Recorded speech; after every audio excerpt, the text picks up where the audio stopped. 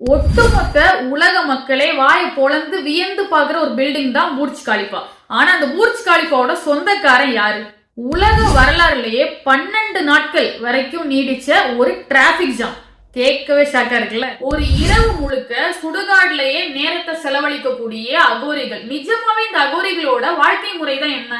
So இந்த 3 இன்ட்ரெஸ்டிங்கான informations பத்தி தான் உங்ககிட்ட பேச வந்திருக்கேன். My dear mothers and fathers, brothers and sisters, உங்க எல்லாருக்கும் ஒரு ஹாய், ஹலோ, வணக்கம் and welcome back to my comment talk channel. I am Subhadra Kumaraiyan Subha.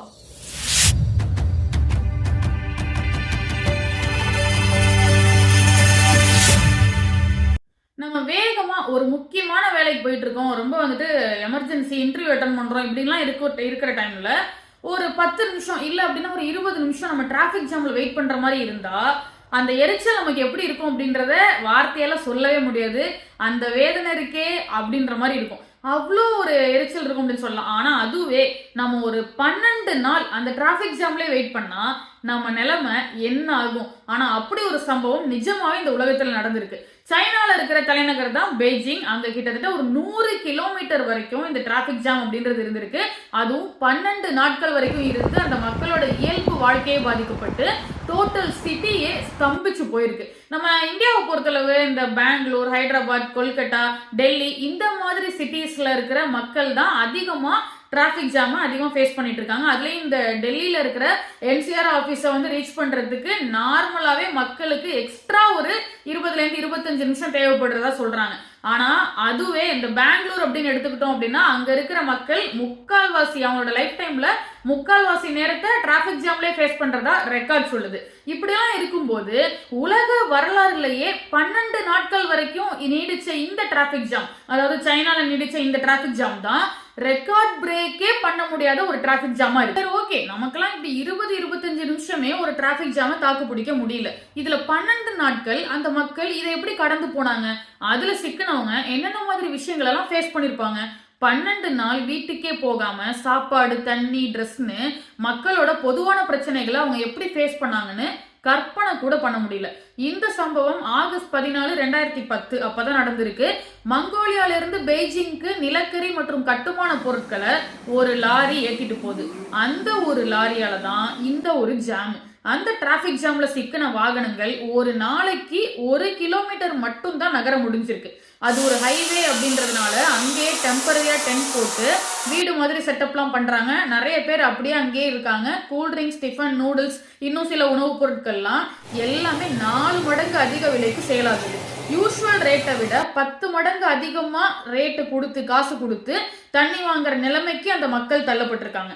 அதுக்கப்புறம் படிப்படியா இந்த டிரான்ஸ்போர்ட்டை அங்க நிப்பாட்டுறாங்க. அதாவது இந்த டிராபிக் ஜாம் சரி பண்ணணும் அப்படின்னு சொல்லிட்டு ஸ்டெப் எடுக்கணும்னு சொல்லிட்டு ஃபர்ஸ்ட் டிரான்ஸ்போர்ட்டை நிப்பாட்டுறாங்க. அதுக்கப்புறம் அந்த டிராபிக் ஜாம்ல சிக்கின லாரி அது எல்லாத்தையும் ஒண்ணு அனுப்பிடுறாங்க. இப்படி அதுக்கப்புறம் ராத்திரி பகலா உழைச்சுதான் அந்த மக்களை அவங்க மீட்டு கொண்டு வராங்க. இந்த மாதிரி 100 கிலோமீட்டர் தூரம் வரைக்கும் இருந்த இந்த டிராபிக் ஜாம் ஒரு வழியா ஆகஸ்ட் 26, 2010, அதாவது ஆகஸ்ட் 14 ஆரம்பிச்ச டிராபிக் ஜாம் ஆகஸ்ட் 26 முடிவுக்கு வந்துருச்சு. இதை நம்ம யோசிச்சு பார்த்தாலே எந்த அளவுக்கு பயமா இருக்கு, பயங்கரமா இருக்கு அப்படின்றது எல்லாத்தையுமே கீழே கமெண்ட்ல சொல்லுங்க, நான் தெரிஞ்சுக்கிறேன்.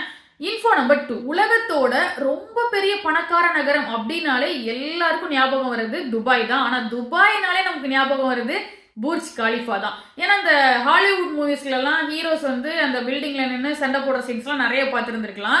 828 மீட்டர் உயரத்தோட 163 தளங்களை கொண்ட இந்த பில்டிங், இந்த பூர்ஜ் காலிஃபா, இதோட கட்டிடக்கலை அப்படின்றது உலகத்தோட ரொம்ப பெரிய மிகச்சிறந்த அடையாளங்கள்ல ஒண்ணு அப்படின்னே சொல்லலாம். 2004 அதை கட்டுறதுக்கு ஆரம்பிக்கிறாங்க. ஆனா 2010 தான் இதை முடிக்கிறாங்க. அந்த அளவுக்கு ஒரு பிரம்மாண்டமான கட்டிடக்கலை அப்படின்னு சொல்லலாம். அது மட்டும் இல்ல, உலகத்துல இருக்கக்கூடிய தங்குற விடுதிகள், அதாவது ரொம்ப பெரிய ரொம்ப காஸ்ட்லியான தங்குற விடுதிகள்ல இதுவும் ஒண்ணு.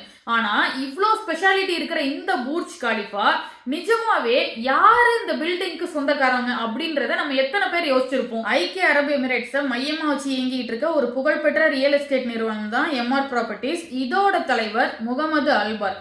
இவர் தான் இந்த அதிசயத்தை உயிர்ப்பிக்கிறதுல முக்கிய பங்கு வகிச்சவர்.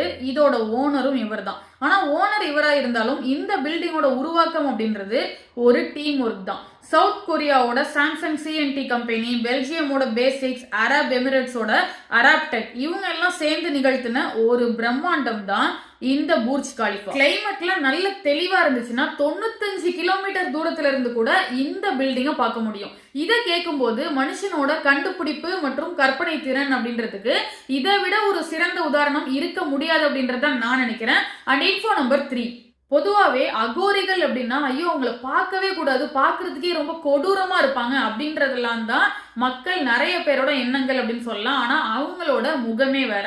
ஃபர்ஸ்ட் அகோரிகள்னா யாரு? அகோரிகள் சிவபெருமானோட தீவிர பக்தர்களா இருக்காங்க. கபாலிகர் அப்படின்ற ஒரு மரபை பின்பற்றக்கூடியவங்க. இந்த அகோரி அப்படின்ற வார்த்தை அகோர் அப்படின்ற சமஸ்கிருத வார்த்தையில இருந்து வந்ததுதான். அப்படின்னா அச்சம் இல்லாதவங்க அப்படின்றதுதான் பொருள். இவங்களை பொறுத்தளவு இவங்க உடல் முழுக்க சாம்பலை பூசிப்பாங்க, ருத்ராட்ச மாலைகள் போட்டிருப்பாங்க. அவங்க உடம்புல அது மாதிரி ஏதோ ஒரு வகையில இந்த மண்டை ஓடுகளாலான மாலைகளோ இல்ல ஏதோ ஒண்ணு கண்டிப்பா போட்டிருப்பாங்க. உண்மையான அகோரி துறவிகள் பொதுவாவே தனிமையில தான் வாழ்வாங்க. பொது இடங்கள்ல இவங்களை பாக்குறது அப்படின்றது அவ்வளோ சாதாரணமா நடக்காது. இந்த சுடுகாடு இல்ல அப்படின்னா மக்கள் நடமாட்டமே அதிகம் இல்லாத பகுதிகளில் மட்டும்தான் இவங்க வாழ்றாங்க. ஏன் அப்படின்னா அதுதான் அவங்களோட ஆன்மீக நடைமுறைகளுக்கும் சடங்குகளுக்கும் ஏற்றதா இருக்கு. இவங்க இந்த அகோரிகள் அப்படின்றவங்க முதல்ல வாரணாசியில தான் தோன்றுனாங்க. அதுக்கப்புறம் தான் நாடு முழுக்க இருக்கிற கோவில்களுக்கு கொஞ்சம் கொஞ்சமா பரவுறாங்க. இவங்க தீவிரமா தியானம் செய்யக்கூடியவங்க. சிவபெருமான் தான் இந்த உலகத்துல எல்லாமே, அவர் எல்லாம் தெரிந்தவர், எங்கும் நிறைந்தவர், சர்வ வல்லமை மிக்கவர் அப்படின்றத முழுக்க முழுக்க நம்புறாங்க. இறப்பு பத்தின பயத்துக்கெல்லாம் அப்பாற்பட்டவங்க தான் இவங்க. அதனாலதான் இவங்களால சுடுகாடுல வாழவும் முடியுது. சொல்ல போனா ஒரு இரவு முழுக்க இந்த பிணங்களுக்கு மத்தியில வாழ்றதுக்கோ இல்ல அப்படின்னா பாதி எரிஞ்ச பிணத்தை சாப்பிடுறதுக்கோ கூட இவங்க தயங்க மாட்டாங்க. இப்படி பாதி எரிஞ்ச பிணத்தை சாப்பிடுறது அப்படின்றது அவங்க பாரம்பரியத்தோட ஒரு பகுதியாவே இருக்கு. இப்படியெல்லாம் இவங்க செய்யற இந்த விஷயங்களை இவங்க பயமோ இல்ல வெறுப்போ இல்லாம பண்ணிட்டாங்க அப்படின்னா அவங்க எடுத்துட்டு இருக்க அந்த ஆன்மீக பயிற்சியில அவங்க முன்னேறிட்டதா அவங்க நம்புறாங்க. அகோரிகள் வாழ்க்கை அப்படின்றது முழுக்க முழுக்க மர்மமான ஒண்ணுதான். அவங்கள பத்தின புரிதல் நம்மள நிறைய பேருக்கு இன்னமும் கம்மியா தான் இருந்துட்டு இருக்கு. அவங்கள பத்தி நல்லா தெரிஞ்சுக்கிட்டு அந்த வாழ்க்கை முறையை நம்ம புரிஞ்சுக்கிட்டோம் அப்படின்னா அகோரிகள் பத்தின பயமே போயிடும் அப்படின்றதுதான் உண்மை. அண்ட் ஃபைனலி இந்த அகோரிகள் பத்தி இது வரைக்கும் நீங்க என்னெல்லாம் தெரிஞ்சு வச்சிருக்கீங்க, என்னெல்லாம் நினைச்சிட்டு இருக்கீங்க அப்படின்றத டைம் இருந்தா கண்டிப்பா கீழே கமெண்ட்ல ஷேர் பண்ணுங்க, நானும் தெரிஞ்சுக்கிறேன். அண்ட் இன்னைக்கு நான் பேசின இந்த இன்ஃபர்மேஷன் எல்லாமே உங்களுக்கு ரொம்ப இன்ட்ரெஸ்டிங்கா இருந்திருக்கும் அப்படின்றத நான் நம்புறேன். அடுத்து ஒரு அசத்தலான டாபிக்கோட உங்ககிட்ட பேச வரேன். அது வரைக்கும் stay happy, stay healthy, stay tuned with me Subhadra Kumaran with my channel Comment Talk. And one more thing, இந்த காலத்துல மத்தவங்க நம்ம மேல அக்கறை காட்டுறது ரொம்பவே ரேர்.